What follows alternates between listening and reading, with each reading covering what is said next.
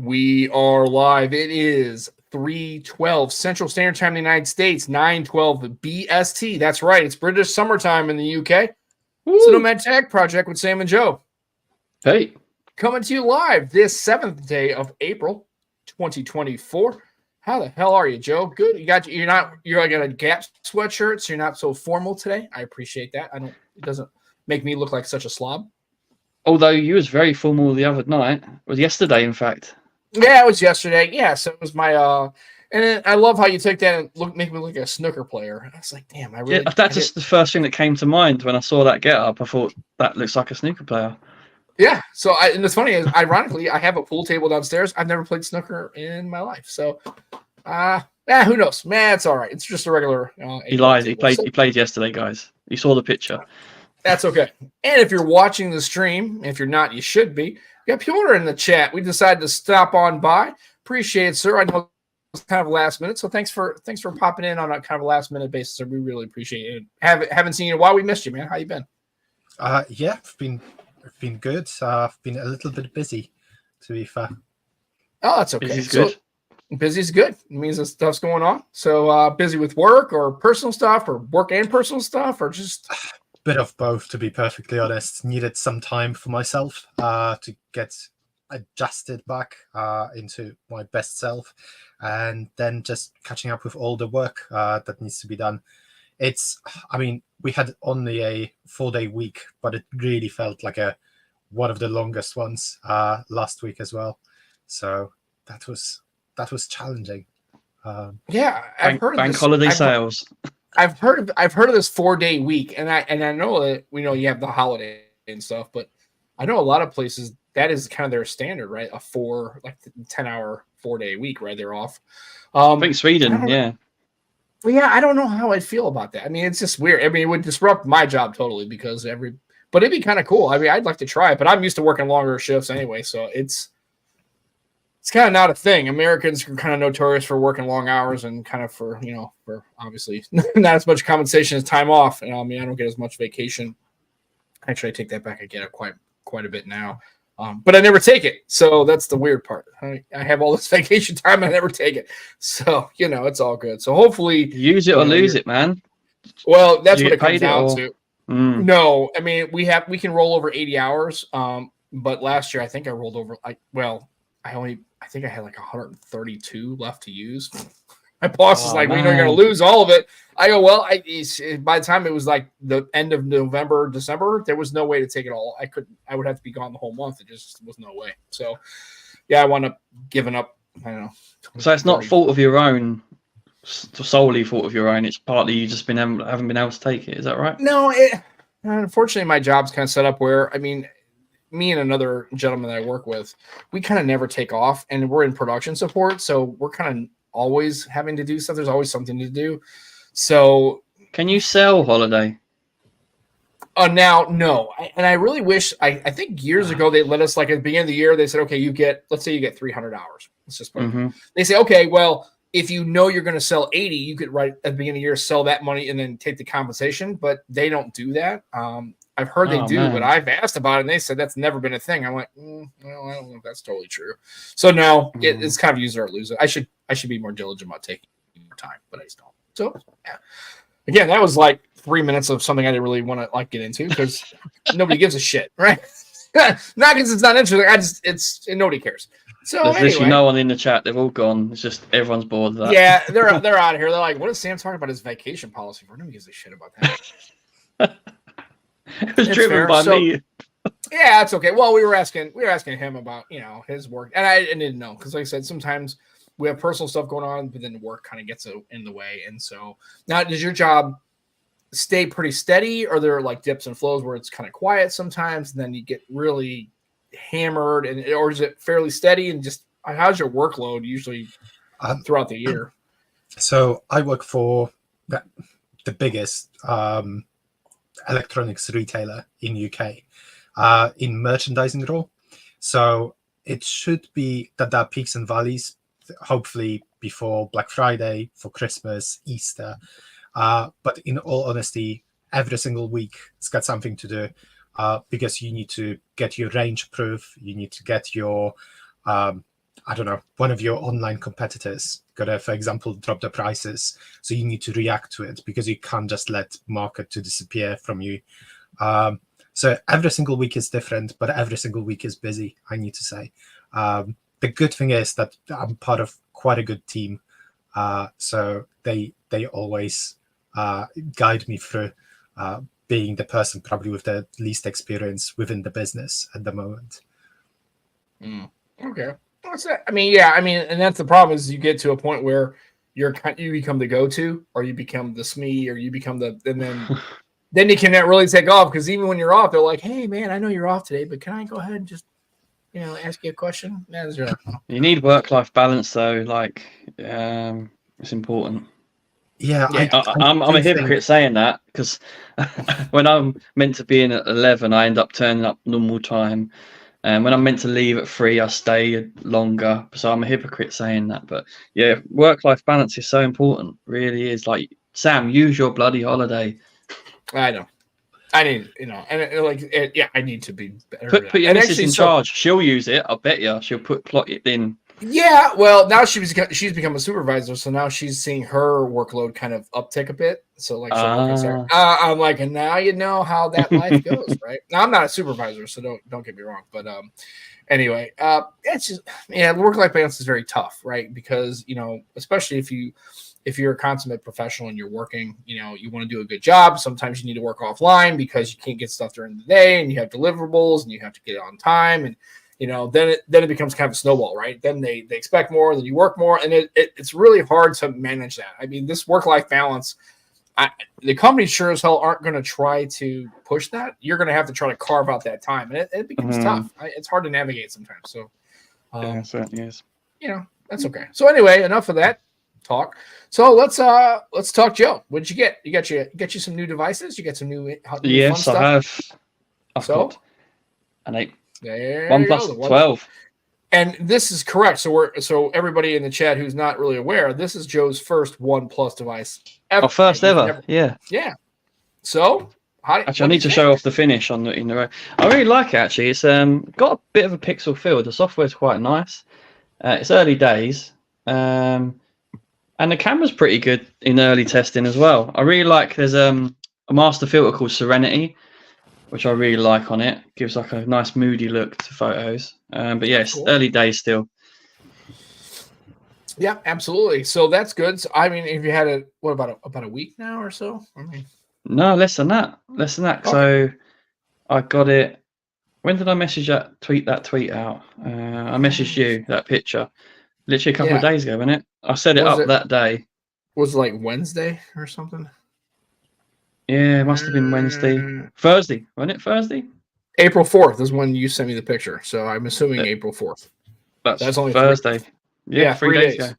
So it's very early days. Also, a friend of the show, Michael Peppertech's talking about the battery life. Have you noticed that the battery life's pretty good? I know the charging, obviously, I don't need to be told. I had a OnePlus 12 for a bit. So battery life's been decent. I think it's still learning my usage. It's 920 now. I'm on 53%. So pretty decent. Not bad. And then Piotr, you got a new device. Is it a new device, or is it just an upgrade, or what did you got? Because I know you've got something new too as well. Yeah, I've got it for a few weeks now, really, but I haven't shared much detail from it. I actually have quite a lot of photos that I need to edit and release it. But it's a Redmi Note. Oh, where's the camera? Redmi Note 13 Pro. It's an amazing device, actually, for the price point. I think I was speaking with Joe actually offline, because this device costs like £300 all in. It's got it's got definitely one 200 megapixel sensor with OIS. The photo count really good, but also it's supported by Lightroom RAW, all of those kind of good things. So if you're interested, or if you know someone that's like interested in photography in a little bit more serious way, they, not for a lot of money, they can really get themselves into it and spend the money on a flight to like Isle of Skye, where I've been last week for Easter. Yeah, it's actually so much fun. I think because I'm using my OnePlus, not OnePlus, Oppo Find X5 Pro for the past year and a half, I was starting to get a little bit jaded with like what I can do, what kind of camera kind of shots I can pull, and having this device that is like actually, I mean, it would be a third of the price of the phone that I was using when it was new. It sparked this joy that I was like getting to all of the kind of like close to the lakes, getting like a low shot, trying to get like as wide shots as I could to get away with. It's a really good device, and it's powered by, some people are probably going to say it's underpowered, but it's Snapdragon 7S Gen 2, which is not the highest end chip. But like honestly, in all my use cases, I haven't had to wait for anything. Everything was just like flying, and it's still on Android 13 because I didn't get an upgrade to the newest software, which I think they're calling it HyperOS now from Xiaomi. Right. Which would be based on Android 14. But everything is smooth, no issues. There's just a couple of kinks that Xiaomi always leaves, like you can't change the launcher. But honestly, for the price, I'm very happy that I managed to get that. That's the thing, at that price point, you don't mind a few kinks, right? Yeah, I mean, I need to make a disclosure here. I actually didn't pay for it. I was invited by Xiaomi to do something, and it was a gift for me. But I always kind of look at the products like, even if it's given to me for free, I kind of need to think, is there something better in this price range? And honestly, there are phones that are like twice this price that I just don't understand, or even 3 times. Where do they sit in the whole kind of hierarchy of the phones? Just because a brand wants to put an ultra at the end of the name and bump up the price, it's really, people shouldn't be going for that. It's just pure marketing. I think everyone should try kind of devices that are like a little bit below where they think they would like to be, because they're going to be pleasantly surprised how well they can actually perform. Well, that's the thing. Like, that probably meets most people's needs, right? For power, for the camera, battery life. I bet the battery life's pretty good with that mid-range chipset. Well, it's a bit higher than mid-range. I only used eSIM with it for. I mean, I think it's expiring actually next week. But yeah, 2.5 days easy. Wow, really?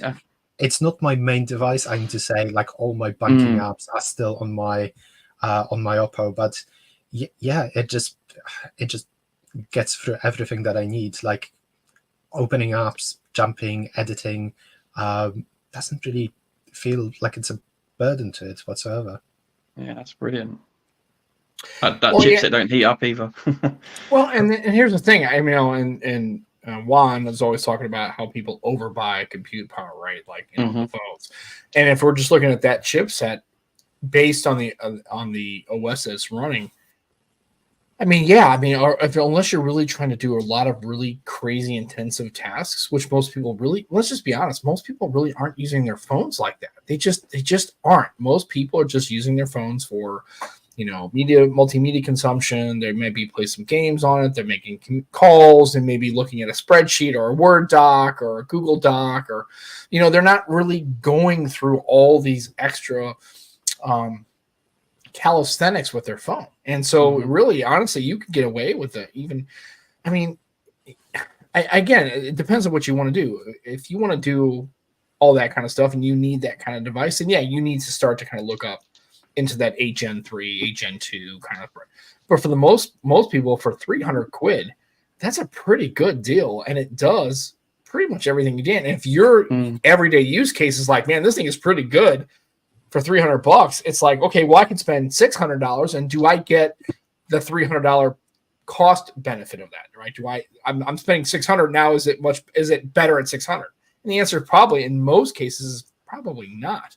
Not always. I mean, it depends on what you're looking at. Like, some people, they stay away from Moto phones because they don't have a good camera system, and they always have this, and rightly so, their update schedule is a little suspect, has been. However, it's currently sitting, my Flippy Dippy sitting on March update, Android 13, and it's got the same security update as my Pixel. Now, obviously, it has 14, right? Obviously, but yeah, your point's well made. It's like, really for 300 quid, I mean, it does what I need to do, and it doesn't really impact your day-to-day usage. You're like, yeah, this does what I need to do, and it seems like it runs perfectly fine. I mean, at $300, this is not a bad deal. I think we need to really kind of look at that as far as, I think that's the next couple of years of phones is like, people who are using them day to day, that are using Android devices don't really need to buy into all that $1,100, $1,200, $1,000, day-to-day task operation phone power. You just don't need it really. I mean, that's a huge segment of what people are actually buying, right? The numbers at that segment is huge. And Redmi really do great stuff at that price point. Also, out of interest, Peter, you mentioned Lightroom. How does it perform with Lightroom? Because that's a little bit more intensive.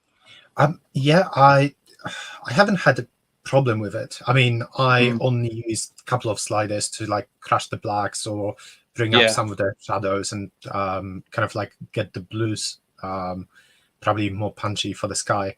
But it's definitely not choppy. I tried it on some of my older devices in the past, and it was, you could move it and then you could see that it's like processing and then like everything at once kind of jumping at you.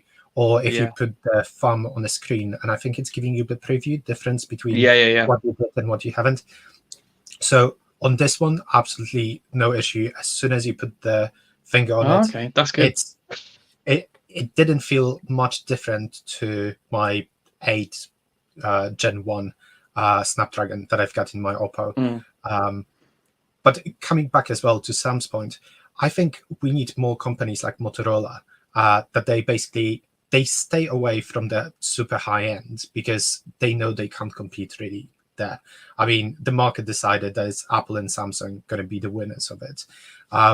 If you can produce a really good mid-ranger, I think it's a saying that like 80% of work can be achieved in 20% of the time. And it's the same with the devices. 80% of people think that they need the really high-end phone, but in reality, they can get away with like a true mid-range device that's got a nice screen, a nice camera, and connectivity to just go with it. So they don't feel like their phone calls are like dropping constantly.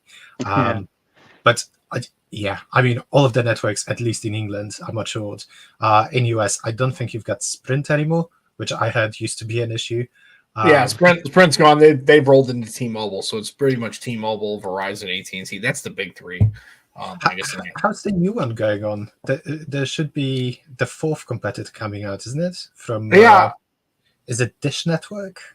Yeah, I know, and I don't know if it's Dish. It might be. I know that Charter, like here in St. Louis, where I live, they have Charter Communications. I know in place they have like Comcast and Cox. So Charter has their own, device. I mean, it's okay. Yeah, and we don't talk about Sprint, right? Yeah, Sprint's like Fight Club. We don't really talk about Sprint. That's okay. No, I'm just kidding. If we've got half an hour to talk about WiMAX, I would happily do it because that thing was. I remember like more than a decade ago trying to understand it, and I was like, wait a second, you need line of sight to have signal. It's like, how that's going to work? Right. So, I mean, it's like, you're constantly having to think about that. Yeah. And then there's also Mint, which actually, is off of T-Mobile's network. So there are some decent, and obviously Google Fi. I mean, obviously, if you're in that kind of thing. So definitely in the United States, we don't have a problem with MVNOs, but we have a problem with devices that work on those MVNOs, right? So we don't get the Redmis and the Xiaomi and the Oppo and the Vivo and we don't get those here in the United States. I mean, you pretty much have, a OnePlus. You can get a Sony every once in a while at like a Best Buy, or you have Motorola. I mean, that kind of really fills in that bottom half segment. And I've been a big fan of Moto for years. And I mean, I don't even kind of like mince words with it. I've had a couple of Moto devices and I've really liked them. Like Flippy Dippy's great, but I had the Moto, I guess the Edge 2022, and I love that phone. I mean, the camera was kind of like, for me, it's fine. But I mean, as far as like battery life and performance, that phone really rocked. I mean, I'm telling you, you never get old with the chop feature for the flashlight and the twist. Those things never get old. I'm telling you, I use it all the time because with my flippy dippy, I'll have it folded and I'll walk out in the morning with my dogs, and it's like 5:30 in the morning, so it's still dark, and I'll just have it. It almost feels like a tricorder. It almost feels like, remember on Star Trek when they had like the flashlights, but they were just palm sized, and they would just kind of do. That's what it feels like, and I just kind of go boop boop, and then the light comes on, and then I got a little flashlight to take the dogs out. It never gets old. I don't know why more companies don't have gesture based controls on their phones, like Samsung and especially Android. I never understood. And it makes that noise as well every time. Boop, boop. Yeah, I do that. No, But I mean, just like I said, I mean, other. But you're right. I mean, it's just like I think as the years go on, because we're starting to get to the point where like, how much better can these phones really get? Right, we're at camera. Pretty much camera lock-in, right? I mean, these cameras are really good. The battery life's pretty good. The screen technology is really good. Charging is becoming better. It really comes down to a software battle. I mean, the hardware, I guess you have some, obviously I have the Pixel 8, and I'll talk about that. I've had some, the size, right? We have these smaller phones, but really it's a software fight. It's an OS fight is really what it comes down to, is like, Hyper OS, Oxygen OS, Google's version of Tensor. There's also the AI fight. The AI fight. I know, but I mean, I don't really, I mean, I was going to ask on that question. So now you have Circle to Search, right? Is that something you guys use? Do you use the messaging assistant features? Do you really find yourself really kind of leaning into the AI stuff? Does it really work into your workflow? Like, I mean, how do you guys use it? Because I mean, it's kind of handy sometimes, the Circle to Search, but I don't know if I use all the AI as much as they think I should be using the AI. If that makes sense. I would like to dabble in it more, because I think it could well be very useful. But yeah, I don't use it much, if I'm honest. How about you, Pia? I personally don't, and I'm one of those weirdos that most of the time, if I can find Google alternatives, kind of to one of the apps, I'm gonna use it. For example, my launcher is Microsoft Launcher on most of my devices. Yeah, it's a good launcher. Yeah, it's outside of this new Redmi and the flippy Oppo that I've got the N2, because it just doesn't work that well with it. Now on the Redmi, it won't even allow you to switch, right? So we're clear, right? No, you can switch, but you're going to return to basically 5 years ago with the navigation buttons on the bottom, which okay. I just taught myself to like move away from that world. Like my thumb doesn't even know how to stretch that much far onto the bottom of the screen. I don't know. And then I noticed that the only other time I had a problem with Microsoft Launcher was on LG devices. Like for some reason on my LG, I had a Wing and a V35 and the V60. It always seemed to kind of like when you swipe up, it would have this. It would pause, like it would go blank for a couple seconds, and Microsoft Launcher never seemed to work right on LG. I don't know what it was. I don't know if it was a coding thing or whatever, but I always struggle with using Microsoft Launcher on devices. So, and that's why they left the market. I do like. Now their launcher is really solid. Now their phone division, Now I think the Duo is now officially dead. Right, the fact that they're pretty much just saying that they're done. Now that they're taking the Android. The substrate off of Windows 11, like that's completely not going to be supported next year. That means that Microsoft is really moving away from Android. That's a whole nother argument for another day, and I don't want to get into it because it's actually triggering. So I think it seems that way, but I think there are great plans within Microsoft for Android. Just because they're doing that, especially I think it's a reboot. With the opening of the markets, I think we've got the first actually third-party store now on iOS that is live. Apple just allowed emulation to be allowed on the store, and I honestly believe that it's only because they know that that's one of the things that people are missing, and they would install a third-party store for those applications. For emulation of, who doesn't want to have a Game Boy again in their pocket? Yeah.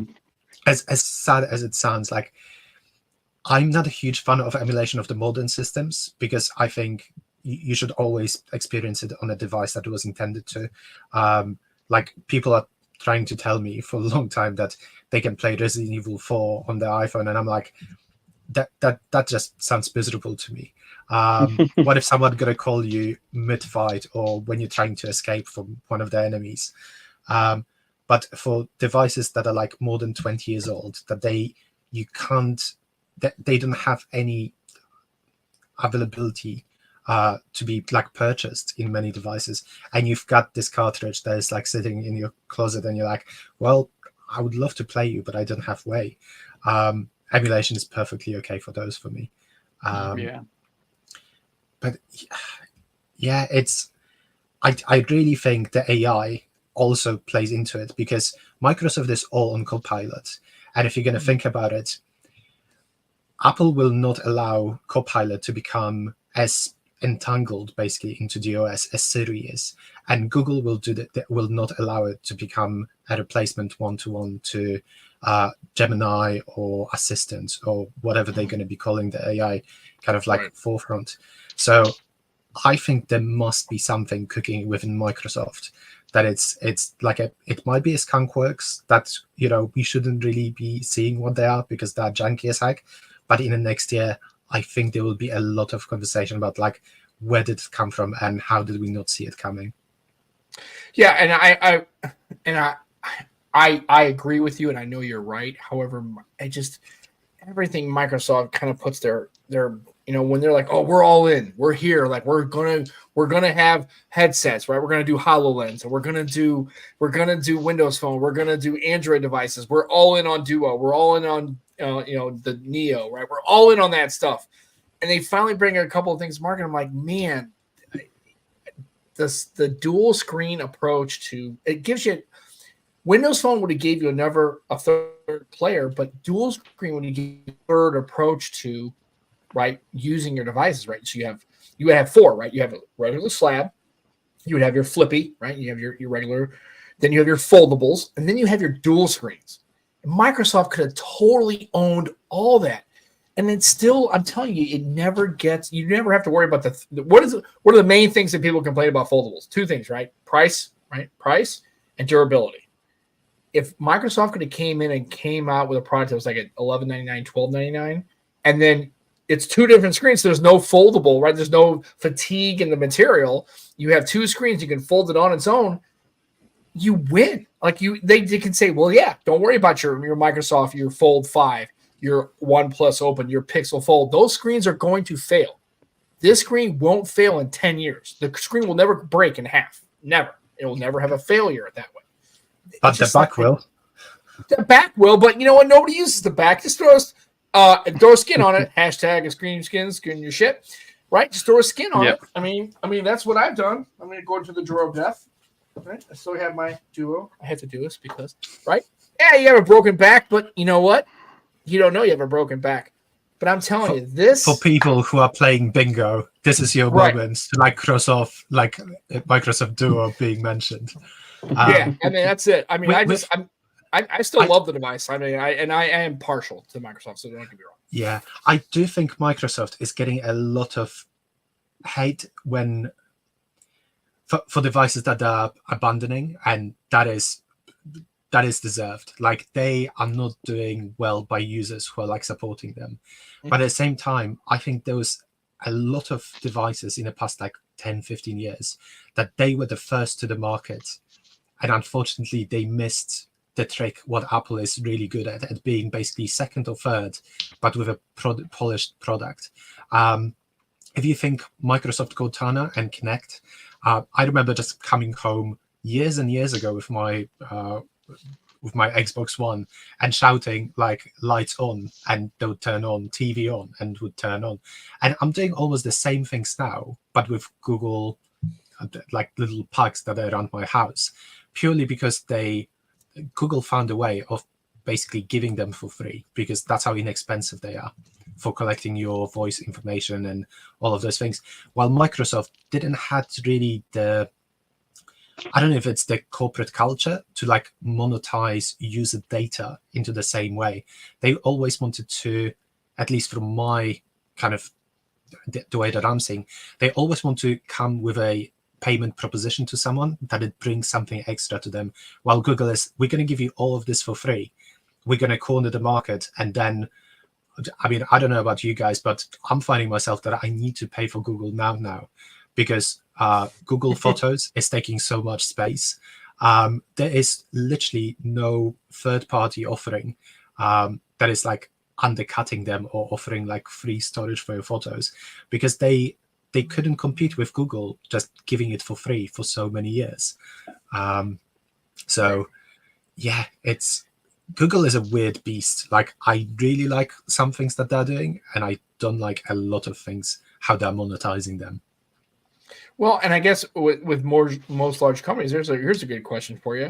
Do you feel more positive than negative about any of them? Right? Apple. I mean, Apple, they've caught themselves. I guess they got the attention of the DOJ, and it's just funny because I think they thought that because they were so popular in the United States, the DOJ wouldn't go after them. But it's clearly obvious that Biden's DOJ, they're coming after Apple kind of hard, and that's a homegrown American company, right? They're going after them big time, and I'm wondering, and this is why I'm wondering your thoughts on this. Do you think that some of the EU influence, and then like you remember the things that they've been pushing in the EU as far as regulations and making them use charging standards? Do you think that has some kind of open American regulators and American DOJ is not a regulation. That's law enforcement, right? They're suing them.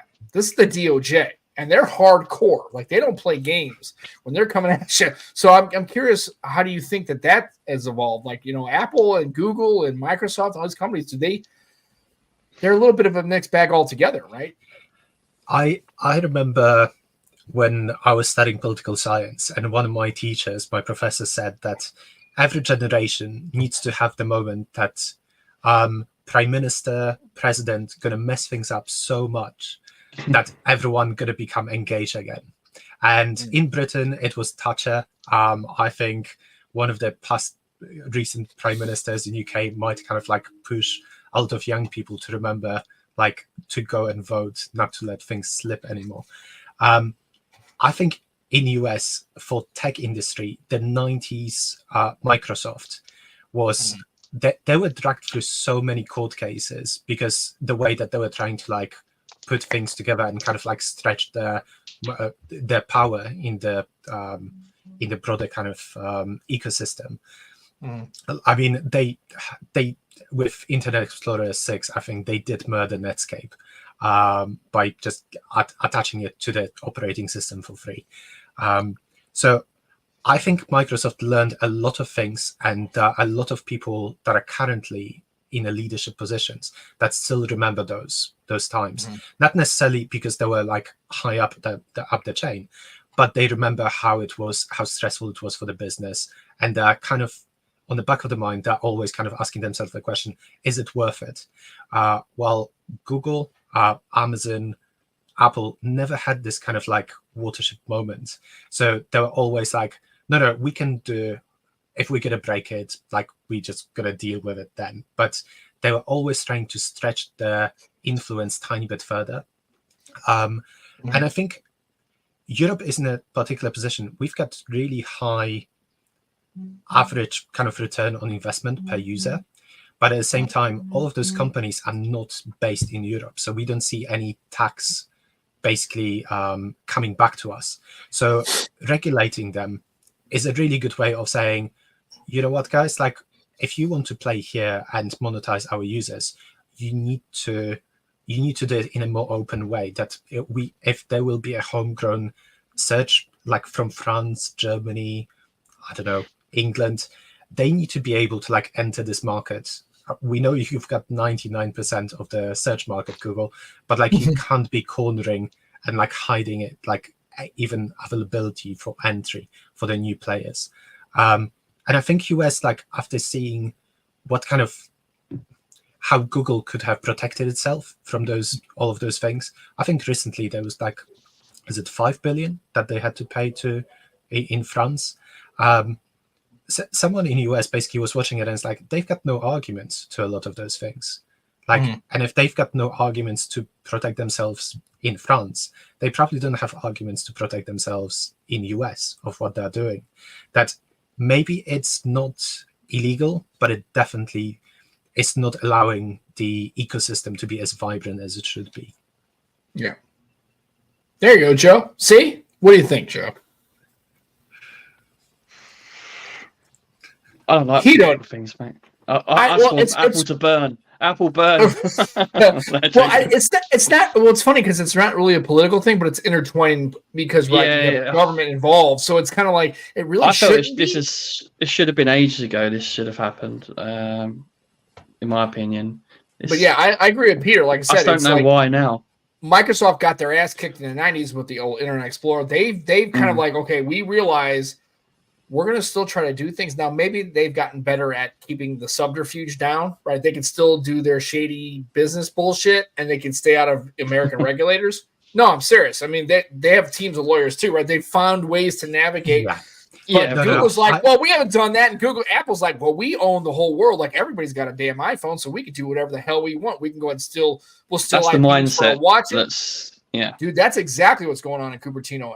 And again, I don't care what anybody says, and this is not an Apple hate thing. I'm not saying this because I don't like Apple, but I'm telling you, the Tim Cook and their thing, they literally think they can do practically whatever they want, and they're still going to make market share in the United States because they have.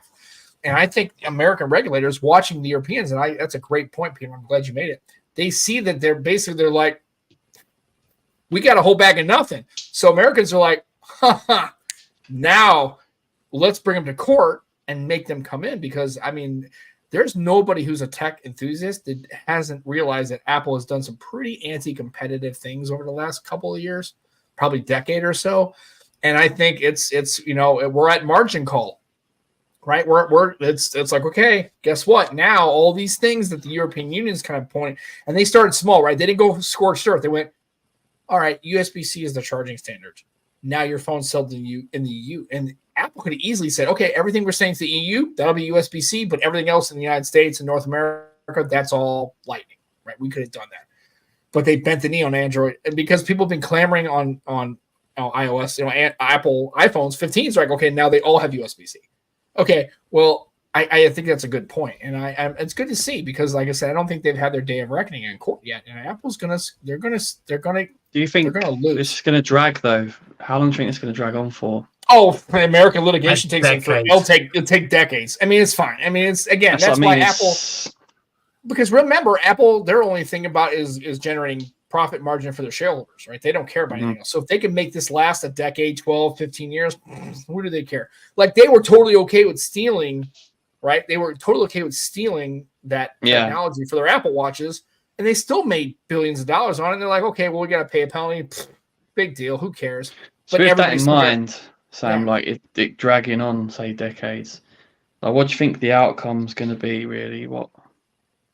Oh, I think Apple's going to have to pay a bunch of money. I think they're going to lose. Now, again, remember, getting a judgment and collecting on that judgment is two totally different things, right? They might get penalized with tens of billions of dollars, and they have to do a whole bunch of stuff. But then they have appellate process. That's what's going to take the time, right? They're going to get a judgment, and then they're going to go to court and appeal that in a district court, right? A local district court, and it's going to go up to So I don't know. It's going to be interesting. I think what they would probably do is, with pending litigation, they will kind of slowly change some of their phone and tab. They'll say, yeah, we'll comply, and they'll kind of sort of comply, and then they'll push back. But they'll say, well, look, American regulators, we're making attempts. We're trying to be better humans, right? We're trying to be a better company. Right? We love our customers, right? We're going to go ahead and start walking this stuff back. It's going to be slow. It's going to take time. Oddly, I think the strongest case from everything that I remember that was like open in US, I think it's like 5 separate points that were brought up by DOJ. I think the strongest point is the one that is the most boring, which is banking industry and how that being impacted. And it's the most boring one because there's actually no user that is being harmed in it. But banking industry for years was saying, we don't want to be using Apple Wallet because we need to, if we want to use it, we need to share all our information with Apple. Otherwise, they would be basically selling it to third-party data brokers that those information would be mixed with 10,000 other users that have similar, for example, habits, and then sold to other businesses. Well, Apple is getting all that information for free. Also, all of the app development from banks can't use the secure element of NFC if they want to do the payments. This is only allowed by Apple and Apple applications, from what I understand. And a lot of banks were saying that we can introduce cheaper ways of doing it than Apple having, I think it's like the 0.3% or something on a transaction. We can introduce cheaper options to basically like pass it on to a customer, but we are not even allowed to use it. So we need to be in this market, and we can't compete because everyone starts with the same. Outside of the whichever bank basically started with Apple to do the Apple Card and Apple payments. I believe it might have been Chase. I think it was Chase that is the bank. It could be, yeah. I'm not sure. Or Goldman Sachs of sorts that they were kind of behind it as well. But yeah, I haven't had an iPhone or had to sign for one of those cards, so I'm really not sure. I'm just using my Amex whenever I need to. So yeah, I'm happy with that. I got my Monzo. Yeah, it's really good until you start leveraging your credit. I mean, me and Lisa are going on holiday later this year with basically one of the tickets was for free outside of the taxes because we spent enough on our joint credit card. And kind of as a benefit, they're giving you a companion voucher for one of the flights to be used. So Nice. And I did check it out. It is Goldman Sachs. You actually. Oh, okay. I I mean, sure because nothing is more unappealing to me than an Apple credit card. None of them are really appealing to me, to be honest. But definitely an Apple card, and then forget it. I'm not about that life. I don't like the idea that you live on the credit, that you're spending more money than you're earning, but leveraging your credit is actually a good thing and can provide like quite a few things, like additional insurances that you're getting on your purchases if something goes wrong. It's much easier for a company like Amex to negotiate with, I don't know, Disney Plus, because they charge you for an extra year of subscription, let's call it, than for you as a person going against a massive corporation. It's really funny to keep your credit score in a good condition. You need to be utilizing your credit. You need to be showing that you know how to manage it. Yes. Yeah. It's always give that advice. It's a boring thing that you learn in your 30s, I guess. Yeah. I always give customers that advice that have got poor credit scores that want to get a high-end phone. I say, just get a SIMO for now, get yourself a credit card, even if you're buying, shopping, and paying it off fairly quickly, like at the end of the month. Living within your means on it, it will improve your score. Whether they take my advice, I don't know. I wouldn't listen to me, but yeah, and that's an interesting point by Minor Help to trust the banks over Apple. Well, I'd fall with Apple. Yeah, well, I was gonna say, I mean, it's kind of like pick the poison, right? What do you want to a shit sandwich, or you want a shit sandwich that's a little liquidy? I mean, you're gonna get either way, right? I mean, come on, yeah, that's okay. That's a little soft, spongy. That's got corn in it. That's fine, whatever. It's cool. So I like corn. I do too. I'm a big fan. But like I said, again, I agree with you. But it's one of those things where people generally aren't great with their finances, and that's not just because that's not a new 2024 thing, right? That's been a thing throughout the entirety of my parents. I watched my parents struggle with finances and buying things and credit cards and all those kinds of things that really, I mean, and look at us. I mean, we don't need all the phones we have, right? Look at Joe. Joe bought a OnePlus 12. He didn't really need it. Lauren's giving him a little bit of trouble about it. He's like, and so on. But he sold. But we all do those kind of things, right? And we're of anybody. Look at him. He's just got look at the flex going on. God, I love him. He has to do that just to prove his point. I'm a baller. Yeah.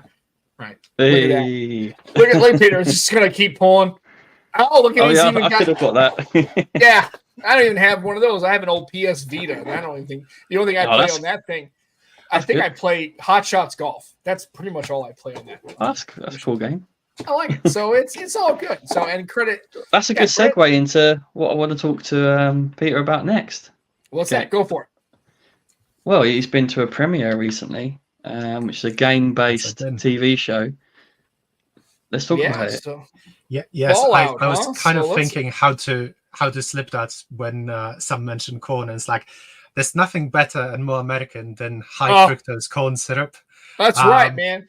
Get you some Nuka-Cola. That's exactly. I'm talking about. And if we are talking about it, I've been to the premiere of the first episode of Fallout, the TV show. It's so weird because it's Amazon. It's based on IP owned by Microsoft now.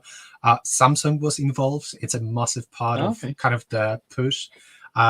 So screening was in a really nice place. I mean, it's a Samsung store in King's Cross, London. And it's got everything on display, from highest end TVs and PC monitors to the washing machines, little robots that gonna kind of like clean your floor. But as well, it's got this massive 10-meter, I think it's 10-meter by 6-meter display that they basically set it up like a cinema for us. And they played the first episode that I think is like hour and 10 minutes. And honestly, I really, really liked it. And I can't wait for the episode 2, which I think is in 2 weeks, because I think it premieres next weekend on Amazon Prime. Yeah, I think it's April 11th or 12th. I couldn't remember possibly. Because I knew I saw a trailer and I was just like, full disclosure, huge Fallout fan. I'm like Fallout old school top down. That's my jam. I'm old school Fallout guy, like Fallout 3, New Vegas, Fallout 4, Fallout 76. I'm all in. I love all that stuff. Matter of fact, I don't have it here nowhere. What? It's go do yourself a favor. Go play it. It's cool. But I even had I had the little doll that glue in the dark, the little, the bobblehead. Dude, I love all that stuff, man. Fallout's my jam. I saw this. I'm like, I'm totally interested in watching this, even if it's not great. It's tough to do a video game IP, right? That's a tough thing to navigate. But I think I'm all in. I'm probably gonna watch it for sure. I have Amazon Prime, so I'm definitely gonna watch it. I'll watch it. You know what's really good about it? It's that it's, at least from my experience, it's not trying to emulate any other show. It's kind of its own thing. It's funny when it wants to be. It's gruesome when it wants to be. And it's got this kind of Americana feel that I thought going to be really hard to pull off, but they somehow managed to do it. It really feels like when you're starting the Fallout 4 and you're kind of like living in this like house, there's like 1960s, but like pushed into the future with flying robots, and then you kind of like ending up in a vault. I won't say that the 3D animation were perfect for everything that was in episode 1, but it definitely had a nice feel, and it's got kind of this I would say it's got its style that they can only build upon. They can only make things better, but they're already starting from a really good place. Yeah, and that's the whole shtick of Fallout, right? It's got that 60s, 50s kind of Americana, post World War II. Mom's got the long dress and dad's watching. It's like the whole thing of Fallout is that kind of like Americana, where it got trapped, where it never got to the 80s, never got to the 70s. It really got stuck in that that's 45 to 60 vibe, right? That's kind of where it stayed, even though that I guess according to the game, the attack by the Chinese, the nuclear attack, was like 2066 or 2070. 2077. Right. So you're talking clearly in the 21st century, but it seems like it never kind of got out of that 60s vibe.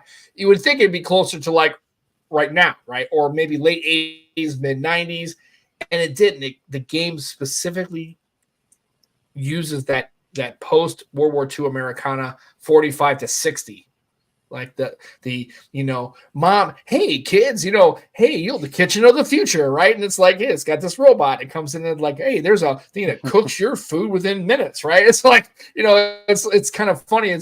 It's like watching when in the 40s they were talking about what the future would look like. We'll have flying cars and we'll have robots and we'll have all this stuff, right? And you look back and you kind of laugh now because you watch those videos from like the late 30s, 40s, and 50s where they were like, your wife won't have to worry about having to go to the store. She will just put a little pill in his little hydrogenator and just right. And it's like, no, none of that's even a thing, right? It's kind of funny to watch how it really disconnects from what they thought the future would be in 2024. Even look at like Back to the Future, right? A lot of that even stuff the year 2000. They say the year 2000 would have this stuff. Yeah, 2020, 2010. It's like, holy cow, you guys are gonna be flying cars. You'll have like personal jetpacks, and you're like boots that fly around. You're like, it's like, no, we're still walking around. We tried the Segway. It didn't work for a couple of years. That's fine. I don't know if any of you have seen, but there was a TV show that I remember I was growing up on. I think it's called Moonbase 2001. It was that Moon was used as a basically all of the nuclear waste was stored on the moon, and then it exploded and propelled the moon through the space. And it's basically trying to rip off Star Trek and all of those things. But I was like, people made this TV show in, I think, 60s, possibly. I'm trying to find it now, but I'm absolutely like struggling. It's 1964, wow. I think. I mean, that's a quick search that my phone just spat out. But it's so bizarre because like nothing like that exists. Like, I mean, nuclear power is, I can't imagine anyone trying to say no, but maybe Elon Musk would say like, oh, all your nuclear waste, let's put it on this rocket, send it to the sun. It's going to explode, and like some small country in the middle of the ocean is going to be uninhabitable for the next 2,000 years. But yeah. Aditya, it's not our Armageddon. Calm down. It's okay. It's I know where he's going. Armageddon's good though. It is a good game. Going back to Fall... Deep impact, more of it, Yeah. Going back to Fallout though, are they going to please the fans from the? It's hard to tell from the first episode, but is it going to trigger some people, or is it going to please people? What's your thoughts? I think it had quite a few little things that people who play the games gonna realize what they are there, and that they're just as a fun service. And it's not blatant that someone just like stares into a camera and saying, "Oh, I'm gonna have a new color." And no, it's kind of hidden, but it is there for people that are gonna be searching for it. Little Easter eggs. Yeah, people who know way more about the games and gonna watch it 15 more times, probably gonna see more than me. But there are definitely few fun things in a first episode. And it's 2024. There's no chance anything happens now that doesn't trigger entire section of people. There's nobody can just say, okay, look, I'm a huge Fallout fan. I played all the games. Like, I'm talking since the beginning of the Fallout franchise. Like, I played them all, and I'm sure I'm going to watch things and go, but you know what? It's supposed to be entertainment. It's not supposed to.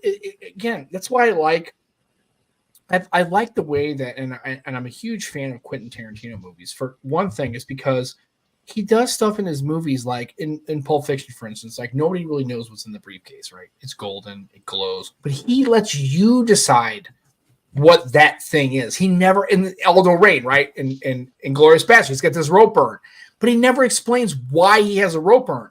And he talks about, like, if I ask 5 people in the audience, why do you think Aldo Rain has this rope burn on his neck? You'll get 5 different responses, because everybody's going to kind of fill in the blanks on, and it makes the movie theirs.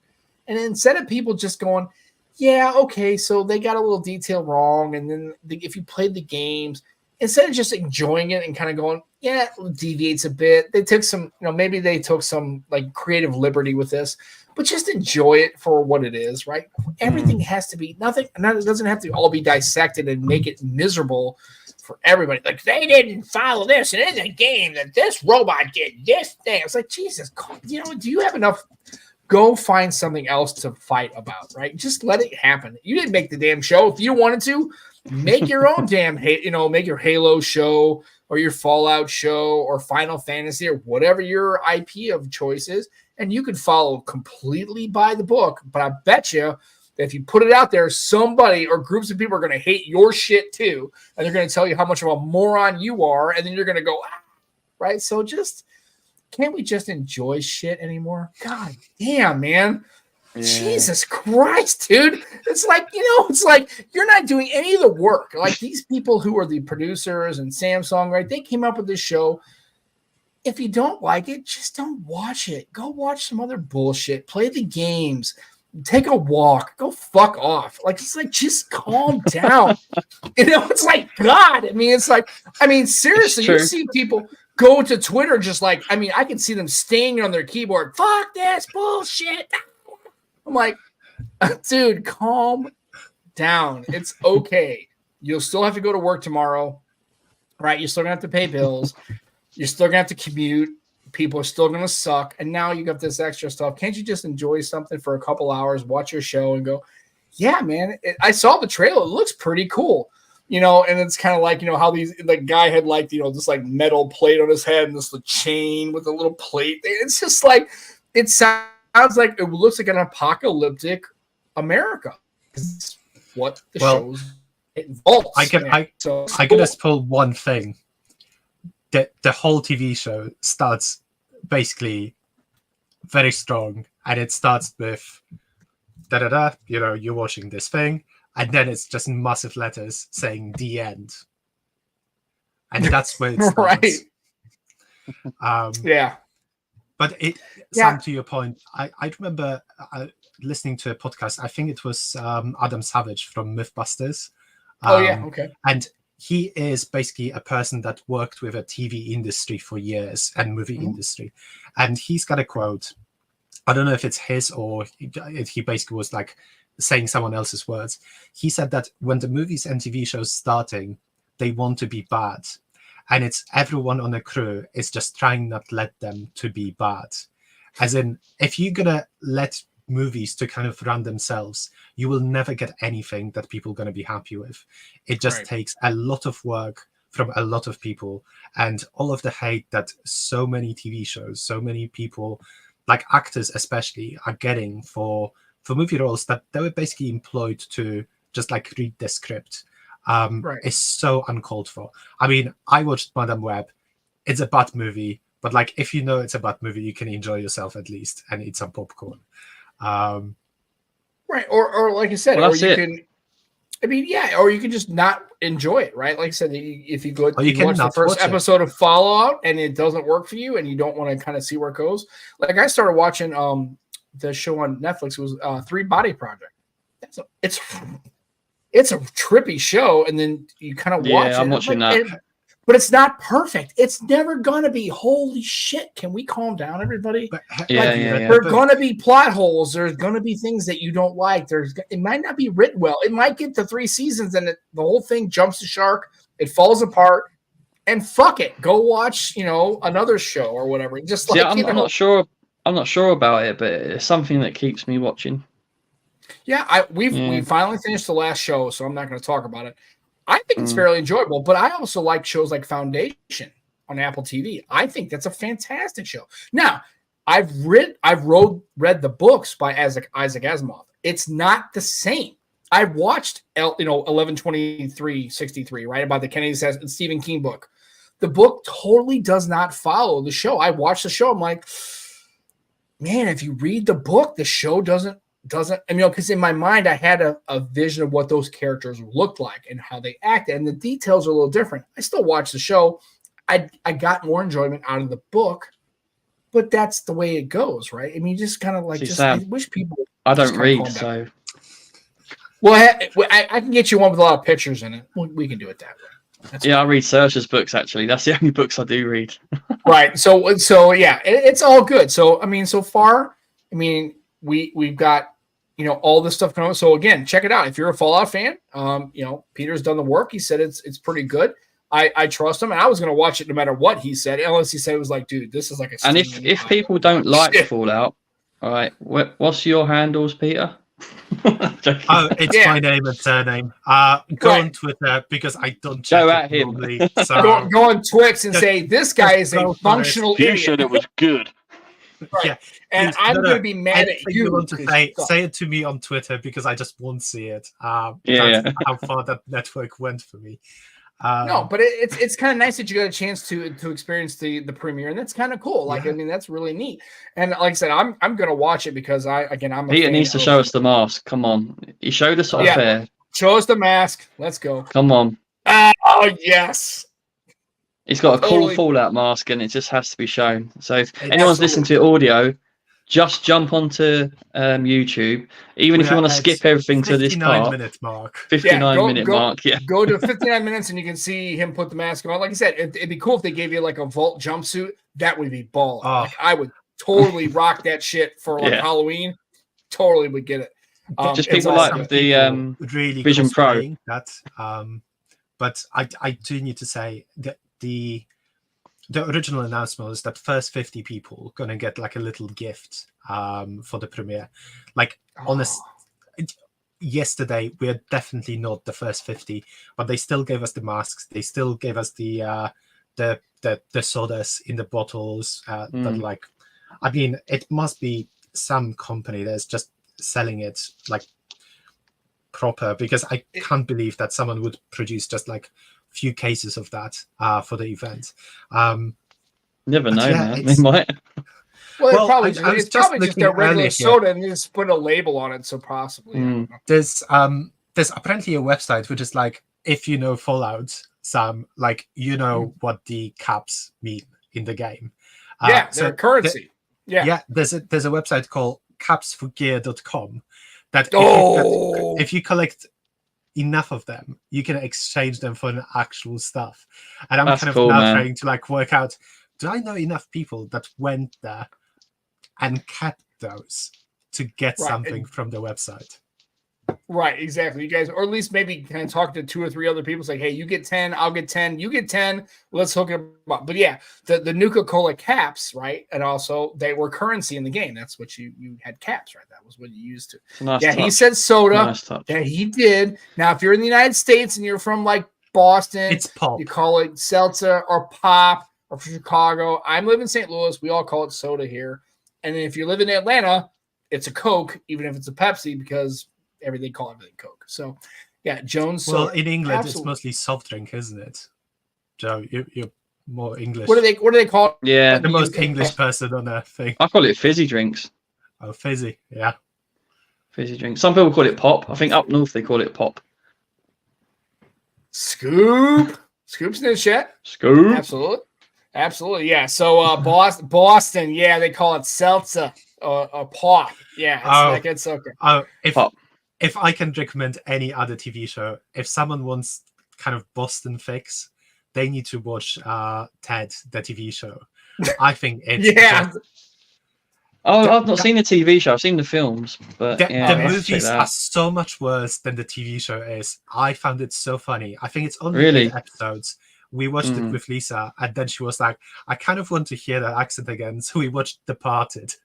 It's kind of or just fly to Boston and ask them, hey, where do I get alcoholic drinks?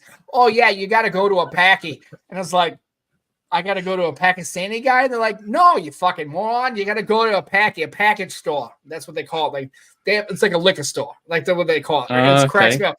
Because I was like, well, at the moment, I thought it's going to be like 18 plus the show in a second. No. And the funny thing is, so like in St. Louis, you can buy alcohol, like hard liquor at a grocery store. They have like an aisle where you can go, right? And so in Boston, they don't have that. They have package stores. They call them Packies, right? So you go to Packy and then you get, and it's funny because and he goes, but ironically, he goes, yeah, you said that. He goes, funny thing is a lot of Pakistani guys own the Packies. So that's kind of funny how you say that. Rick, I didn't know. I thought he was talking about a guy. For God's sake. I know. It was funny. It was a great conversation. So again, they have a whole different language. Like, like the roundabouts, they call them rotaries. They got the stadies, they got the T. Dude, it's crazy. I love Boston. It's great. But yeah, the accent, it's trippy, man. It takes a while. If you really want to get a good vibe for a 30-second fix, go look up Hyundai Sonata Boston. And it's got Rachel Dratch and John Krasinski and Chris Evans. And they're talking about parking. They're parking the Sonata. Yeah, it's got Smat Pack. Yeah, it's just like the whole thing. It's a total. You pocket Dorchester and pack the Gaddon.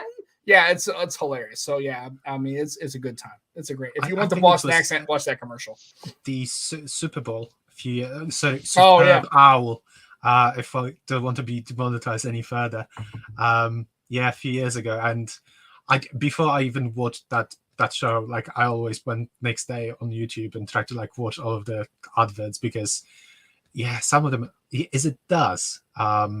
the washing detergent that was the same year, which is like every single advert was kind of spoofed, and it's like this is also a DAS commercial because someone had like white shirts during the thing.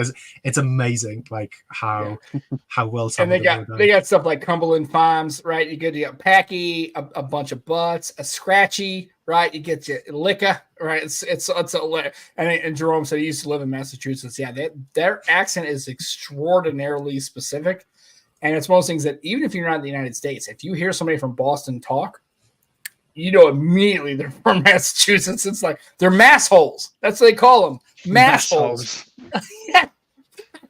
It's insane, man. Like, I don't know. If you're from Massachusetts, we must apologize for what Sam just said. No, they call themselves massholes, right? They're like, oh, really? It's hilarious. Oh, dude, that's not a me thing. Yeah, wicked.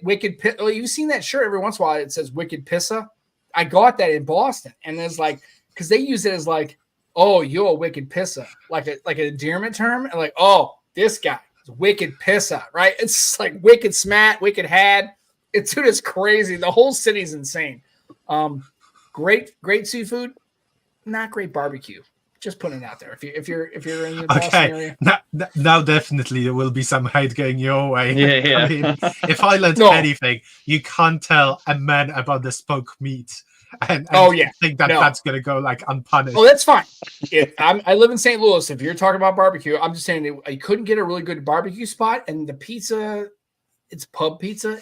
It's pretty good. Now you're marginalizing another like minority. That's fine. Hey, you know what? It's okay. If anybody in the chat's from Boston, or if I want to get some hate, that's fine. You know, that's okay. I had a really good time there. The couple times I visited, the people were really nice, and the food's great. Like if you're into seafood, shit, that's the place to be, man. It's awesome. And getting around's fun, but the accent and the behavior and the people it's different than the Midwest. It's a very different vibe there. So it's all good. Well, shit, Joe, hour and 7 minutes, man. What the hell? I know, man. It's gone very, very quickly. Well, I always knew that anytime we get on the show, I'm thinking, I mean, usually at like the 10-minute mark, I'm thinking, man, I don't know if we're going to have enough to talk about if we just talk about phones. Like we're going to have to, and we even talked about Google I/O. I guess that's coming up, I guess, in a couple, is it May? So I'm assuming the Pixel 9 series is probably going to be discussed at some point, or maybe a new watch, maybe. It'd be nice if they did a Pixel discounts that are going Pixel Tab 2. Yeah. Tab 2. So I guess my question is for you two gentlemen, real quick, since we got a couple minutes. Pixel 9's coming out, right? They possibly a Pixel 9 and a Pro and XL.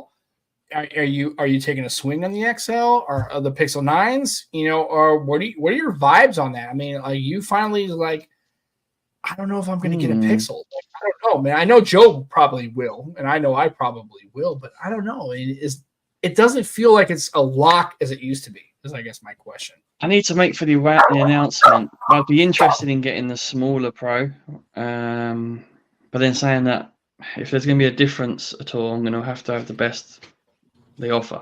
So let's see what the XL has different over the normal Pro. Yeah, I think I'm with Jerome a little bit. I'm kind of seeing where the Pixel Fold 2 lines out. I mean, if they go with the G4, right, and they make some improvements, I don't know. That may be. I don't like some of the rumors though.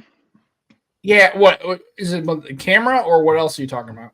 Like what about partly the form factor? I kind of like Pixel Fold 1's form factor. Have you ever actually had hands on with a Pixel Fold? Only in store. Okay. Only in store, but yeah, it's nice. I like it. I don't mind that upper bezel, and I don't mind the bezel on it. I mean, if you got a Duo, I think bezels are. Well, that's why I don't mind it. Yeah, because I'm used to that, and I understand why it's like that. Well, and with you, Peter, you have obviously you've got the Realme, and you have other. So we're having this conversation, right? Because now we're in that. Obviously, the Pixel 9 series is going to be, obviously we're going to talk about elevated price. Even at the low end, do you think a Pixel 9 is going to be on your radar just because is it price point? Is it, I already know what Pixel is going to bring, so I'm kind of not about it. Like, I mean, what are your thoughts about the Pixel 9 series for you as a buyer? I don't think excited. I don't feel excited about it, and that should be a problem for Google. And I think the second thing that it's kind of putting me off a little bit is how they treated people that spent the most money already with the Fold, not getting the most updates, with the regular 8 not receiving certain AI features that the Pro is, but like everything is exactly the same outside of the RAM, I think, between those two phones and the cameras. And that shouldn't really impact the AI capabilities of the phone. And thirdly, I don't know if Google that we know today and for the past few decades will be the same Google that we're going to see next year. They've got a massive court case again with, I think, DOJ in US about the kind of monopolistic tendencies in the advertising market. And it's going to be weird if they're going to have to decouple, for example, a lot of kind of parts of the business that rely on advertising to kind of subsidize it. Like if Google can't add any more value to the product itself, but it's raising the price of the product, will people go with it? We've seen with Apple that trying to like stretch those things as far as it gets. I think other day I was kind of browsing online and I've seen that someone received a prototype case for the AirPods, for example, and it has like a display, and they said the only way that works is if Apple can sell it for $30-40 more over the Pro that they already have in the range. It's almost this, every single year they need to deliver additional kind of revenue per user. And I feel like, I think for me, Pixel 6 was this sweet spot of the price to performance that we're getting. And since then, we're just moving up and up and up. And I just don't see it anymore as a value proposition. And I see it actually that other brands can bring much more to the table and leverage different things because they're not enclosed into their own ecosystem. So I want to see what they're going to bring, but I'm personally not excited. Yeah, and it's going to be interesting to see. But yeah, I think your points are valid. I think that, big time. That's where companies, I think they have to do. Like, they have to constantly, if you're going to do this, I still think that when it comes to phones, I'm still okay with the every other year cadence at this point. I think I'm okay with, like, the S24 came out. Joe's had the S24 Ultra. He says it's a Kraken, as he would say, it's a Kraken blower. Right? Is that what they say? Yeah. I wouldn't say blower, but you know what I mean. But I mean, I would be okay with them skipping the 25 and waiting like maybe 18 months or even, and getting the S26, right? And waiting a year. I think there has something to be said about that. I think really companies, really, if they're smart about it, why spend all this money to do iterative updates? I mean, I guess to kind of keep the momentum going, but it's like if Samsung skipped a year, would everybody stop buying Samsungs? Because, oh, well, shit, they skipped a year, so clearly I have to hold my S23 or S24, right? And I can go, but I guess it doesn't make any sense because then from their eyes, if we make a little bit of an iterative update, we can still sell it. And even if we make a couple of $1 million, that's worth it, right? But I don't know if it's worth it anymore. If hardware, there were companies that had enough kind of foresight and say, this device, we're calling it LTS, kind of like how Ubuntu used to do it. This product going to be on sale for the next 3 years. Maybe case manufacturers would go further than just Samsung and just Apple. Maybe software would be like, maybe customers would be even like a little bit more inclined to use it because they know that if something breaks in 3 years' time, they're still going to get the support they need. While Apple is saying that, while Google is saying that they're going to support Pixel 8 for 7 years, is it, hardware-wise? Yeah, 7 or 8. 7, I've got absolutely no idea how they're going to do it because they can't even like bring the 2023 software features to the phone that they just launched. So the company really needs to streamline and kind of like get the teams talking between each other. But with such a massive company, it must be an amazingly hard thing, especially that they don't want to alienate Samsungs and like Oppos, OnePluses, Motorola's of the world, because they still need to use the software on the hardware. Right. They're software partners, yeah, for sure. Yeah. Well, good deal. So, Joe, I think the only thing I would say is make sure that if you aren't rocking a case and you want to change the color, like if you don't really like the color of your phone, you should probably skin your shit. Hashtag skin your shit. Absolutely skin your shit. Extremeskins.co.uk. Or just buy it like in a violet, purpley kind of odd right thing. It's brilliant. It's like right. Or you can just be fun again. But if you decide to change your mind, you want to kind of keep the side from scratching, or if you're like me and you're rocking a Duo and you break the back glass broken. like Joe broke the black glass, because that's kind of yeah. Don't remind me. Yeah, go to extremeskins.co.uk. Check them out. They got good sales, good things. We're still trying to get. I think we're still trying to get a. So I'm on Extreme Skins. So they've asked us what we want the discount code to be. I'd say skin your shit, but they're not going to let us do that. Yeah, I was going to say we could have. You could do skin your ass. SYS. Yeah, hashtag SYS, right? That'd be kind of cool. SYS NTP, right? Skin your shit, Nomad Tech Project. I don't know. Like I said, if it were up to me, I would say skin your shit. NTP SYS. Right. Yeah, exactly. But anyways, you check it out. And in worst case, until that gets done, you can go on Wednesdays. They'll have a buy one, get one. But check them out. Great shipping, great group of folks. And they've been very, very, very special to us. And I've had their products. Like I said, love their stuff. I'm a huge fan, even though it gets stuck in like Royal Mail's hell. I mean, as far as delivery, it's fine. I waited a couple of months to get the last one, but it's okay because that's not their fault. Normally, it's quicker than that. Much quicker normally. That's right. Royal If you're in Europe, you probably get it much quicker. Me being on the other side of the pond, and mail sucks. Yeah, but even for you, normally it's miles quicker than that. It's just that.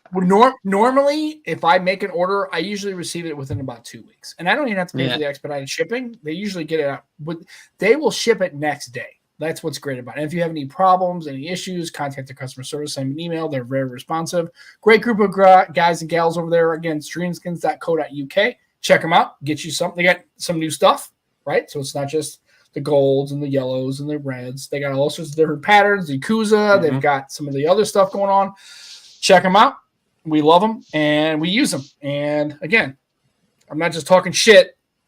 I'm a fan. So anyway, not talking shit. He's skinning his shit. Shit in my shit. So anyway, so for I guess that's it. So we'll have a lot more to talk about. Peter, thanks so much. I've got one joke I need to tell, right? Oh, yeah. Okay, let's see. It's breaking news. So a man hit by a flying power tool, right?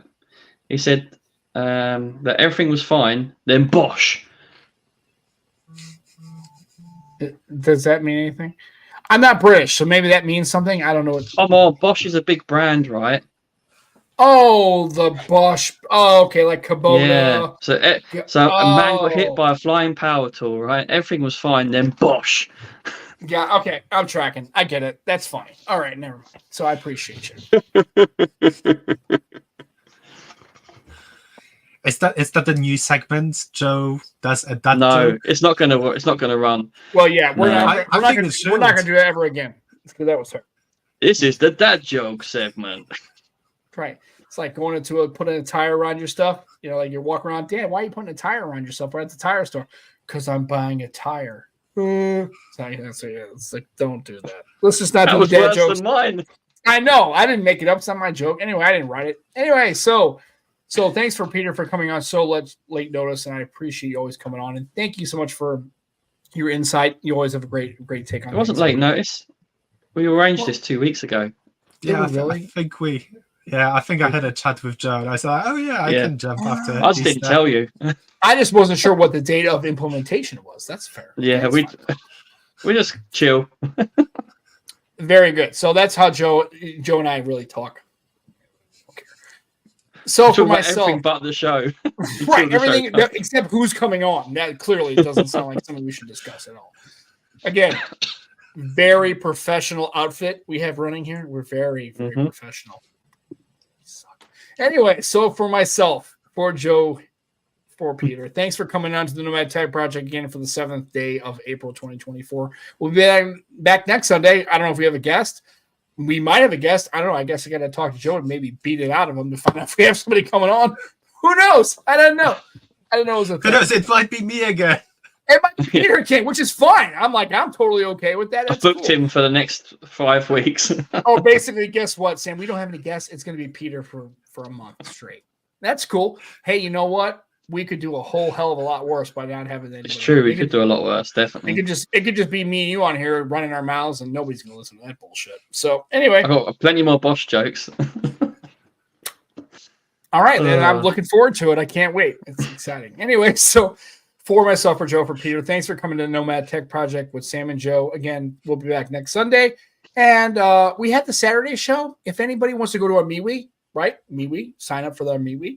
We have one. And then give us some feedback. Do you like maybe every once in a while having a Saturday show, changing up the cadence a little bit, maybe having a different day? How does everybody feel about that? Because I know we did the last Saturday and it seemed like it did pretty well, but I don't, do people are okay with the Sunday? Do they want an odd Saturday? Give us some feedback. Let us know. Remember, this is an open forum. You can tell us we suck. We do. You can tell us to change the days. We probably will, and we'll just show up. And I guess we'll do what you guys ask. So good. Let us know if that's Saturday. That's going to be your choice. That's Don't let fine. people on the internet dictate your life. It will become hell. That's okay. That's true, okay. Yeah. It's all right. Well, it's at least for the show, but I think that having that odd Saturday every once in a while, Joe, it seems like maybe kind of breaks some of the. Yeah, we can mix it up. I didn't mind. Yeah. And again, I don't want to make it so people aren't reliant on the Saturday or Sunday shows, but Sundays are great, but we'll see. Maybe every once in a while, not Saturday. And remember, if we have a guest on that has a consideration, we may have to adjust those times and dates to kind of accommodate those guests. So we'll let you know if we have a guest on that has to have some kind of accommodation for date or time. We will let you all know for sure, so that way you can tune in. And worst case, tell your friends and download the podcast and listen to us later and give us some feedback. Please tell us if we were good. If we suck, you can tell us that too. It's okay. All right, we're big kids. Well, maybe not. We really are big kids, yeah. All right. So for myself, for Peter, for Joe, thanks for tuning in. Thank you so much. Be excellent to each other. Enjoy your tech. We'll see you next Sunday on the Nomad Tech Project. Enjoy yourselves. Take care. We love you guys. Bye, everybody. Bye-bye.